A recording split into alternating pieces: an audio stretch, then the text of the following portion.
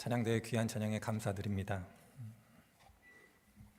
오늘 새로 하신 분도 계시는데 감사드립니다. 저 날씨가 갑자기 추워졌죠. 네, 그래서 감기 걸리시는 분들이 많으시더라고요. 건강 위하여 기도할 테니 우리 성도님들은 감기 조심하시기를 바랍니다.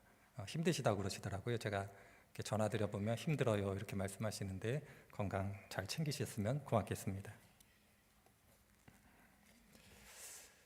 교회사를 공부해 보면 신앙 전통 혹은 교단에 따라 다양한 신앙 고백들이 있습니다.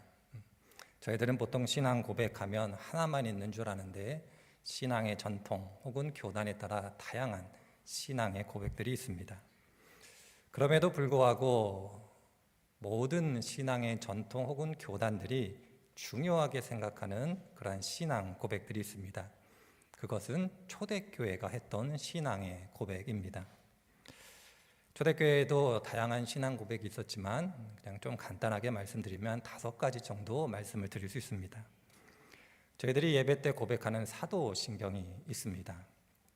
주로 서방교회, 로마 가톨릭과 개신교들이 중요하게 생각하는 신앙의 고백입니다. 그렇지만 침례교단은 공예배 때 사도신경을 사용하지 않습니다. 이건 좀 잘 기억해 주셨으면 좋겠고요. 또 한 가지는 니케아 신경이라는 게 있습니다. 325년에 고백된 고백인데 최초의 보편 공의회를 통해서 결정된 신앙의 고백입니다. 삼위일체 하나님에 대한 신앙의 고백을 담고 있는 것이 니케아 신경입니다. 이 니케아 신경은 동방교회에서 예배 때 자신들의 신앙 고백으로 여전히 고백하고 있습니다. 대략 한 60년이 지난 다음 이 니케아 신경에 좀 부족한 것을 채운 신경이 등장합니다. 니케아 콘스탄티노플 신경.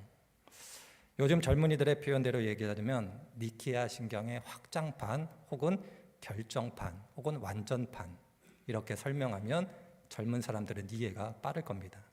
니케아 콘스탄티노플 신경. 그리고 451년도에 칼케톤 신경이 나옵니다. 이것은 예수님의 인성과 신성이 어떤 관계에 있는지 당시 이단들이 너무나 많이 등장해서 예수님이 누구신가를 정확하게 정의하는 게 필요해서 보편 공의회로 모인 다음 당시 신앙의 선배들이 예수님은 누구십니다 이렇게 정의한 것이 칼케톤 신경입니다. 그리고 한 20여 년 지난 다음 아타나시우스 신경을 고백하기 시작합니다. 무엇이냐면 니케아 신경과 칼케톤 신경을 종합해서 우리들이 믿는 신앙의 고백은 이겁니다 라고 정확하게 정리한 것이 아타나시우스 신경입니다. 하나하나 읽어보면 참으로 훌륭하고 아름다운 문장들이 기록되어져 있고 가능하면 저와 성도들이 함께 이 신경을 읽고 의미하는 바를 공부하면 좋겠다 생각할 정도로 아름다운 신앙 고백들이 담겨져 있습니다. 그럼에도 불구하고 오늘 설교와 관련된 신앙 고백 2가지를 좀 살펴보려고 합니다. 다 살펴볼 건 아니고요. 첫 앞 구절 한 구절만 좀 보려고 합니다. 일단 화면을 한번 보시고요. 사도신경 먼저 보겠습니다. 사도신경을 보면 이렇게 시작됩니다. 전능하사 천지를 만드신 하나님 아버지를 내가 믿습니다. 자, 다음으로 니케아 콘스탄티노플 신경입니다. 전능하신 하나님 아버지시여 천지와 가시적이며 불가시적인 만물을 만드신 창조주이신 한 하나님을 우리가 믿습니다. 이렇게 신경이 시작됩니다. 두 신앙의 고백은 삼위일체 되신 하나님의 고백으로 시작되어지고 특별히 하나님에 대한 고백으로 시작됩니다. 하나님은 우리의 아버지시고 아버지 되신 하나님은 전능하신 분이다 이렇게 고백하고 있습니다. 여러분들 믿으시죠? 하나님은 우리의 아버지시고 전능하신 분이십니다. 다 아멘으로 고백하실 겁니다.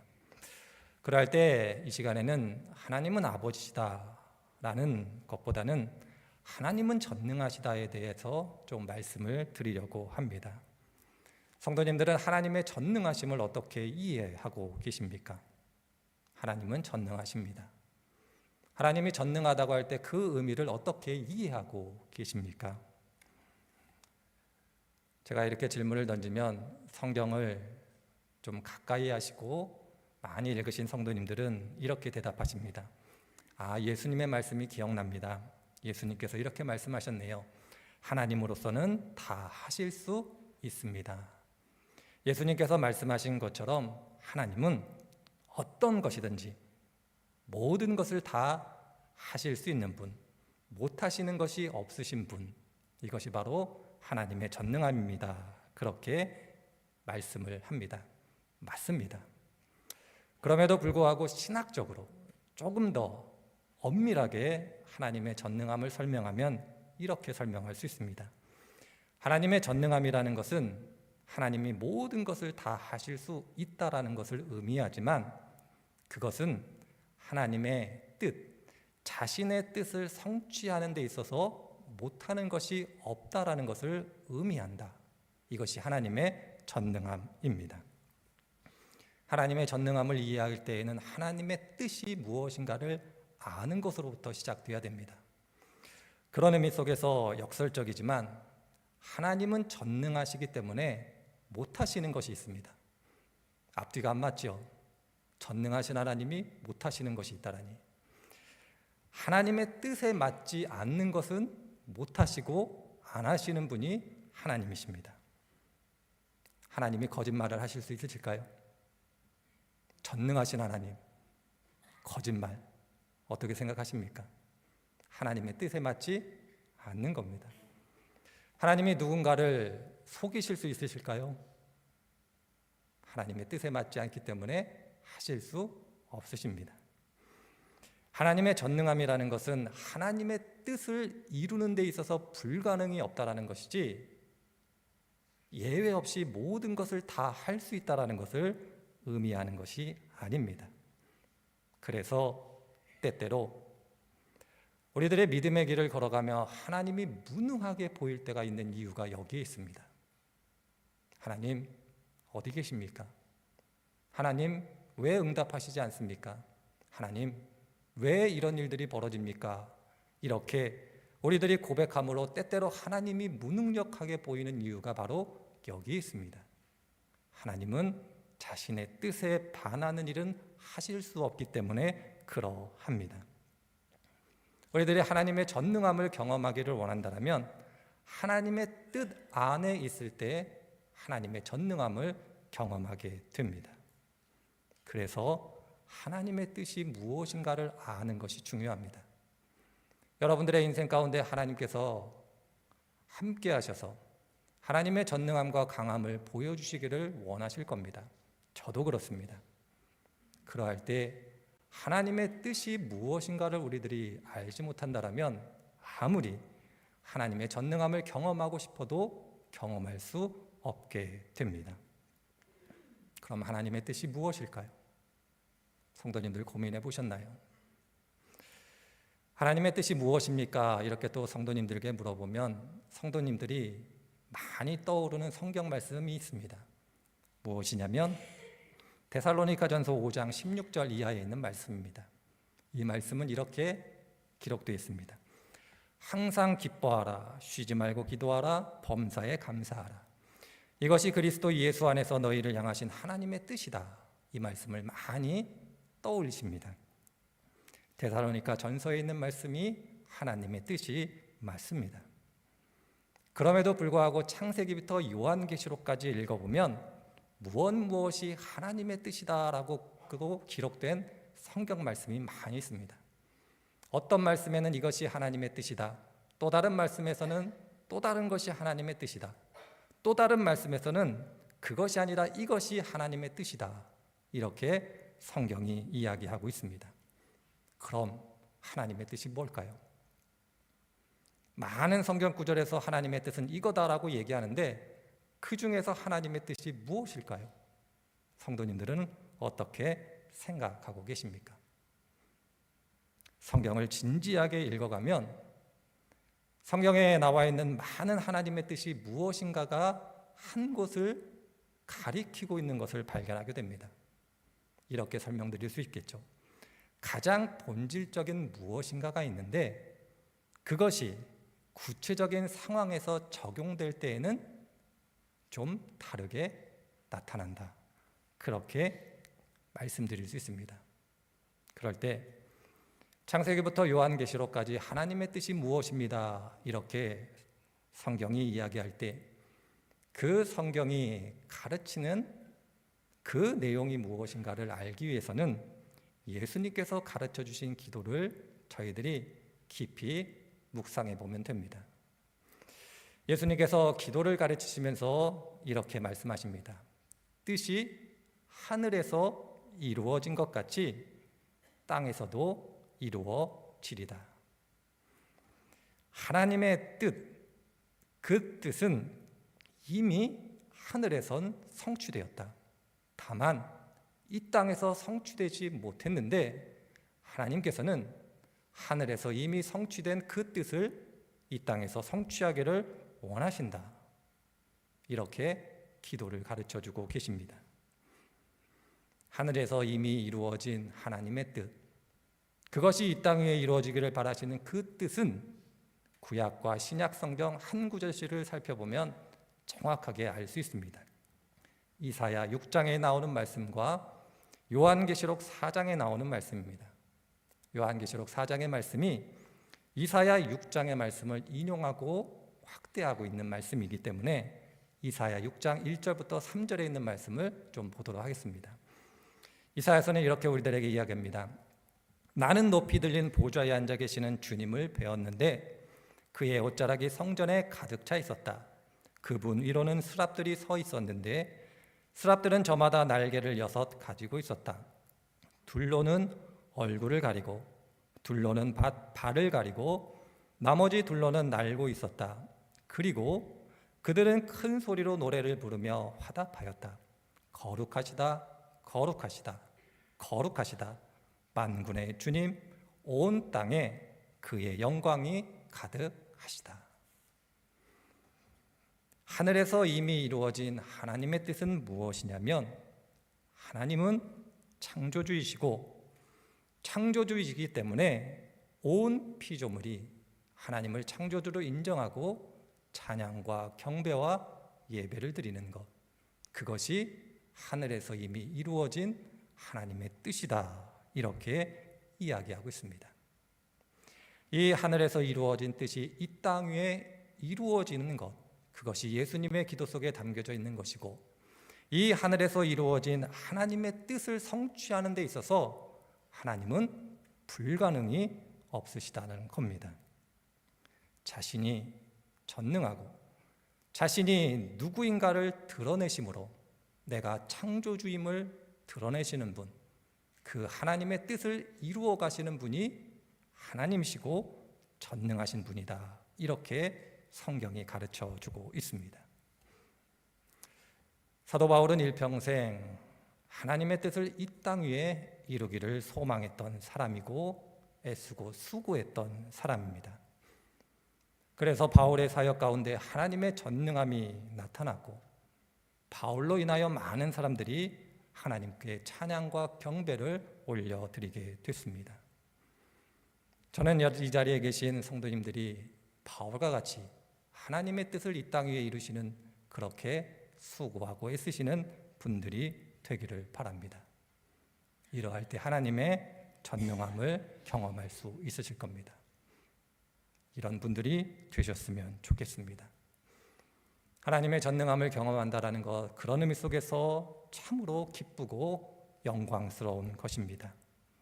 그렇지만 오늘 함께 읽은 말씀을 통해서 알게 되는 것은 하나님의 전능함을 경험하는 것, 기쁘고 영광스러운 것이지만 동시에 이것만큼 참으로 고통스러운 것이 없다라는 것을 알게 됩니다. 오늘 말씀은 이것을 우리들에게 가르쳐 주고 있습니다. 왜 그러냐면 하나님이 창조주심을 고백하기 위해서는 우리들이 피조물임을 알아야 하기 때문에 그러합니다.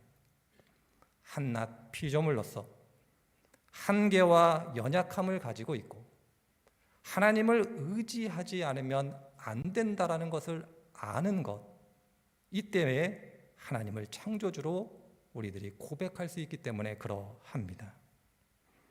그래서 하나님께서는 우리들이 하나님의 뜻을 이 땅에 이루어 가고자 하면 할수록 우리들이 피조물임을 알게 하시는 과정을 걸어가게 하십니다. 시편에 나오는 시인의 고백대로 이야기하자면 한낱 먼지에 불과하다는 것을 알게 하시는, 그것을 깨닫게 하시고 그것을 고백하게 하는 그 과정을 걷게 하시는 분이 하나님이십니다. 내가 먼지임을 알게 되는 것, 그 과정은 참으로 험난하고 고통스럽습니다. 하나님의 영광을 그리고 하나님의 전능함을 경험하지만 그것을 알기까지 참으로 고통스럽고 험난한 과정이 있음을 오늘 바울이 이야기하고 있습니다. 본문은 바울이 자신을 이렇게 이야기하고 있습니다. 나는 나의 몸에 가시가 있었다. 이 가시가 얼마나 힘들었는지 나를 죽음에까지 몰아가는 그러한 몸의 가시였다.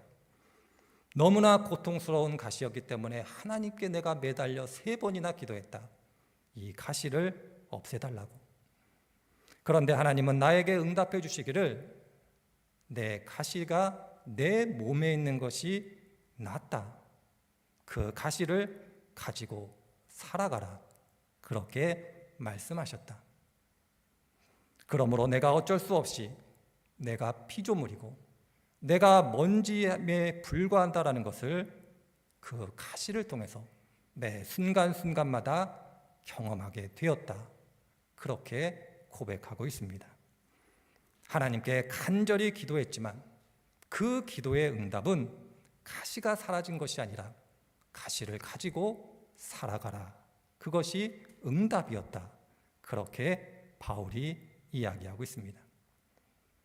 그래서 바울은 나는 나의 몸에 있는 가시를 통해서 내가 먼지일 뿐임을 알게 되었고 내가 내 삶과 내 사역의 열매가 있다면 그것은 나의 강함이 아니라 하나님의 강함임을 고백하지 않을 수 없었다. 그렇게 이야기하고 있습니다. 그래서 우리들이 참으로 감동스러운 고백으로 여기는 고백이 등장하는 겁니다. 내가 약한 그때에 오히려 내가 강합니다.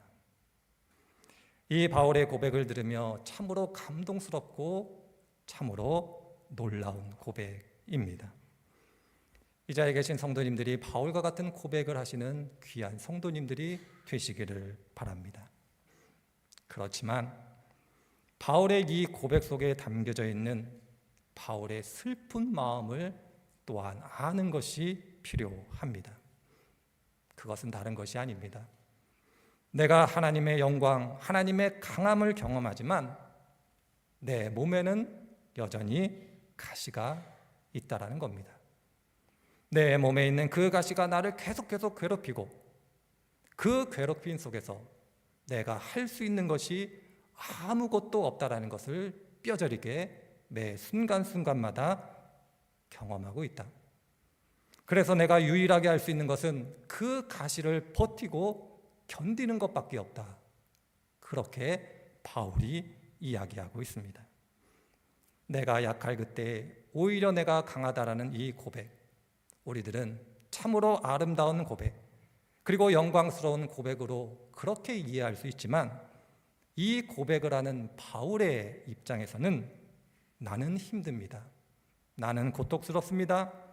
나는 나의 몸의 가시를 어쩔 수 없어 최선을 다하여 버티고 견딜 뿐입니다. 그렇게 고백하고 있습니다. 하나님의 은혜를 구하지 않을 수 없고 은혜를 구하기 때문에 하나님을 의지할 수밖에 없고 하나님을 의지하기 때문에 하나님을 소망할 수밖에 없습니다. 이렇게 바울이 이야기하고 있습니다. 믿음을 어떻게 이해하시는지 모르겠습니다만은 믿음은 신비이지만 또한 역설이기도 합니다. 고난이 우리들에게 하나님께서 주시는 기쁨의 이유가 되기도 합니다만 하나님께서 주신 기쁨이 또 다른 고난의 이유가 되기도 합니다. 우리가 교만하지 않도록 하나님께서 주신 은혜에 너무 취해서 내가 잘난다 그렇게 생각하지 않도록 그 기쁨이 다시 고난의 이유가 되기도 합니다. 여러분들은 어떻게 생각하십니까? 믿음의 길을 걸어간다라는 것, 그것이 의미하는 바 하나님께서 주시는 기쁨이 있지만 여전히 하나님으로 인하여 나에게 고통이 있다라는 것, 그것을 인정하고 계십니까? 그래서 저는 성도님들에게 이렇게 좀 말씀을 드려보고 싶습니다. 하나님의 전능함, 바울의 표현대로 하나님의 강함은 내 몸에 있는 가시를 벗어버리려고 애쓰고 수고하고 하나님께 은혜를 구하는 사람이 아니라 이미 주어진 몸에 가시가 있다라면 그것을 인정하고 버티고 견디기 위하여 하나님의 도우심을 구하는 사람이 참된 믿음의 사람이다, 이렇게 말씀드려보고 싶습니다. 이런 말이 있죠. 살다 보면 가끔 이런 얘기를 듣게 됩니다. 강하기 때문에 버티는 것이 아니다. 버티니까 강한 거다. 이런 이야기를 가끔 듣게 됩니다. 믿음도 마찬가지라고 생각합니다. 하나님께서 인정해 주시는 믿음이 있기 때문에 버티는 것이 아니라 버텨내기 때문에 하나님께서 인정해 주시는 것이 믿음이다. 그렇게 말씀드릴 수 있을 겁니다. 하나님의 전능하심을 경험하시기를 원하십니까? 하나님의 강함을 경험하시기를 원하십니까? 그러면 하나님께서 주신 몸의 가시를 버티고 견뎌내는 하나님의 사람이 되어야 됩니다. 하나님께서 주신 몸의 가시를 버티고 견디기 위해서는 성경은 우리들에게 한 가지 믿음의 행동이 필요하다, 그렇게 가르쳐주고 있습니다. 그것은 기도입니다. 누가복음 18장을 보면 예수님께서 비유로 말씀하시는 한 비유가 나옵니다. 불의한 재판관의 비유. 그 비유가 등장합니다. 내용은 아시리라 생각이 들어집니다. 누가복음 18장 1절은 예수님께서 비유로 말씀하시면서 이렇게 기록되어져 있습니다. 예수님께서 말씀하시기를 늘 기도하고 낙심하지 말아야 한다는 뜻으로 이 비유를 말씀하셨다. 그렇게 누가복음 18장은 시작하고 있습니다.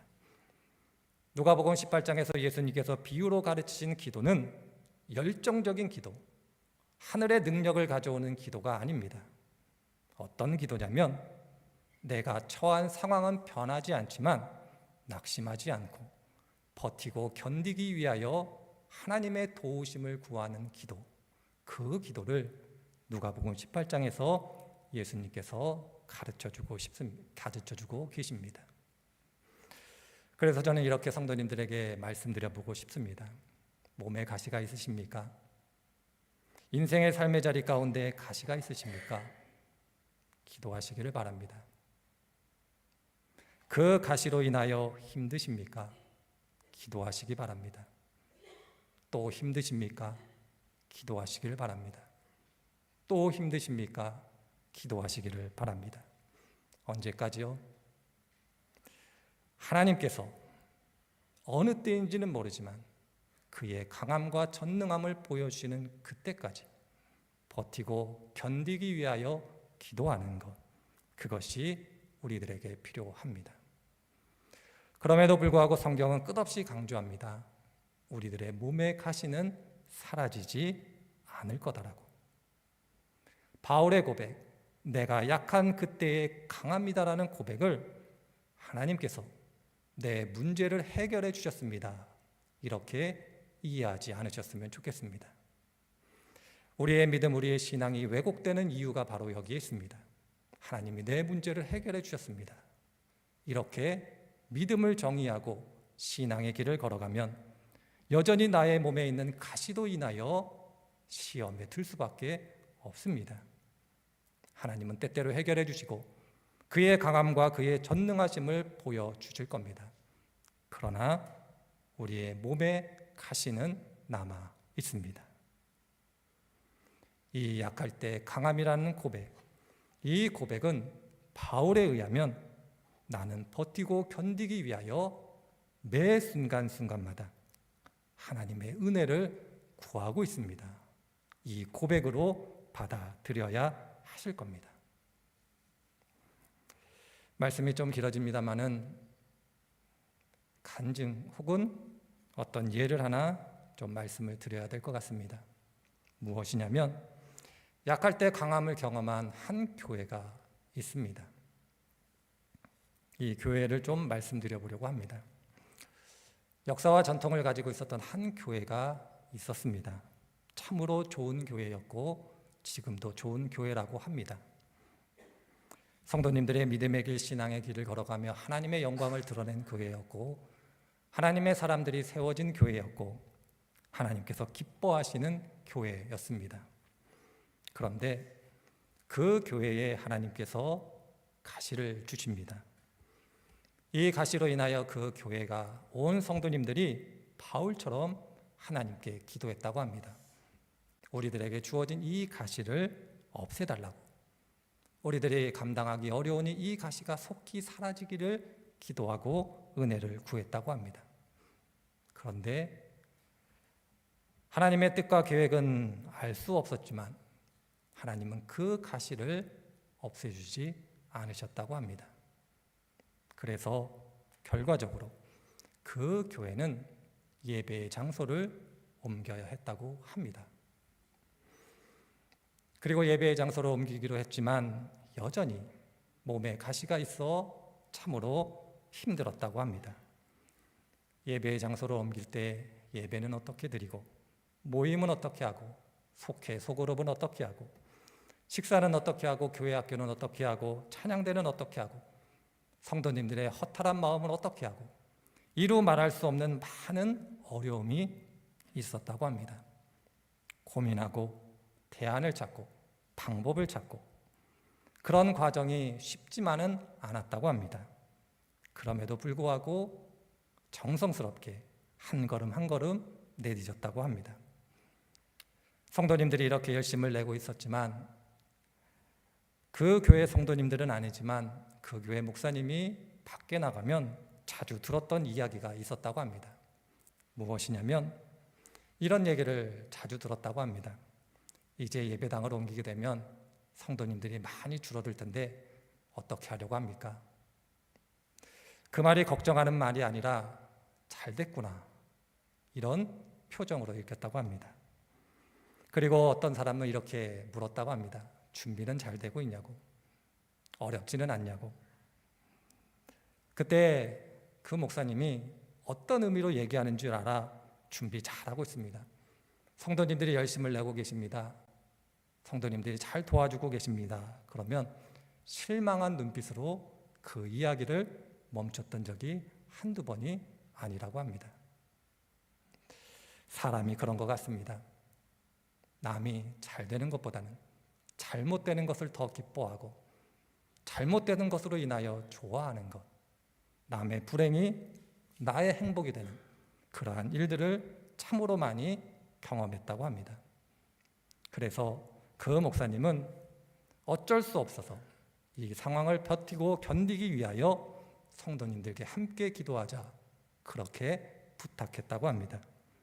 성도님들은 이 목사님의 말씀을 듣고 열심을 다하여 함께 기도했고 이 어려움을 잘 극복했다고 합니다. 어느 교회일까요? 맞습니다. 개신교회입니다. 이 자리에 함께 예배드릴 수 있는 것, 몸에 가시가 있었지만 함께 기도함으로 버티고 견뎌내어 가능한 일이었다 생각이 들어집니다. 그래서 하나님께 감사와 찬양과 영광을 올려드립니다. 그렇지만 여전히 우리 가운데 가시는 남아 있습니다. 문제가 있다는 것이 아니라 하나님께서 우리 교회를 참된 교회로 살아있는 교회로 만드시기 위하여 몸의 가시를 없애시지 않는다는 겁니다. 어떤 몸의 가시가 또 있을지 우리들은 알 수 없습니다. 그러나 버티고 견디면 됩니다. 기도함으로 은혜를 구하고 기도함으로 버티고 견뎌내면 하나님께서 하나님의 때에 전능함과 강함을 보여주실 겁니다. 이것이 바로 우리 교회에 주신 하나님의 은혜고 하나님의 사랑이요 은총임을 잊지 않으셨으면 좋겠습니다. 바울의 오늘 이 고백을 통하여 하나님께서 우리 교회에 이 은혜, 이 소망을 주고 계심을 꼭 기억하셨으면 좋겠습니다. 그래서 부탁의 말씀을 하나 드리고 싶습니다. 오늘 3시에 음악회가 있습니다. 어디 가시지 마시고 함께 모여 하나님의 이 사랑을, 이 은혜를 나누시는 귀한 시간이 되셨으면 좋겠습니다. 부득불 개인적 사정으로 인하여 어려우신 분들은 어쩔 수 없겠습니다마는 가능하시면 기쁨과 감사함으로 모여 하나님께서 우리들에게 또 다른 어떤 은혜를 베풀어 주실까 소망하는 그런 자리가 되기를 주님의 이름으로 축원을 드립니다.